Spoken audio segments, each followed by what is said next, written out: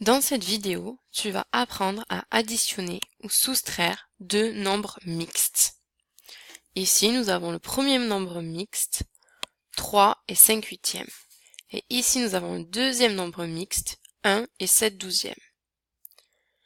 La première étape pour pouvoir réaliser cette opération, c'est de s'occuper des nombres entiers, c'est-à-dire 3 et 1. Ici, c'est une addition. Nous allons donc additionner 3 plus 1. Et l'on obtient 4. Maintenant que nous nous sommes occupés des nombres entiers, il faut nous occuper des fractions. La première fraction est 5 huitièmes. La deuxième fraction est 7 douzièmes.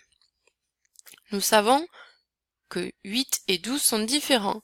Or, souviens-toi, il faut toujours avoir les mêmes dénominateurs pour pouvoir additionner ou soustraire des fractions. Il faut donc qu'on le fasse. Une première étape, de mettre les dénominateurs de façon identique. Ici, nous avons choisi, plutôt que de multiplier 8 par 12 et d'avoir un très grand nombre, de trouver un multiple commun à ces deux nombres plus petits. Nous avons essayé 8 fois 2, 16. 16 n'est pas dans la table de 12. 8 fois 3, 24. 12 fois 2 égale 24. Donc 24 est dans la table de 8 et de 12. C'est pour ça que nous avons choisi 24 comme dénominateur commun. Puisque je multiplie 8 par 3 pour obtenir 24, il faut que je multiplie 5 par 3 et j'obtiens 15. Pour l'autre fraction, j'ai multiplié 12 par 2 pour obtenir 24. Donc je multiplie 7 par 2 et j'obtiens 14. Il ne me reste plus qu'à faire cette addition de fractions puisqu'elles sont sur le même dénominateur. 15 plus 14 est égal à 29. J'écris ici 29 sur 24. Mais souviens-toi, nous avons dit qu'il fallait que la fraction soit inférieure à 1. Sauf que 29 est plus grand que 24. Je décompose donc en 24 sur 24 plus 5 sur 24.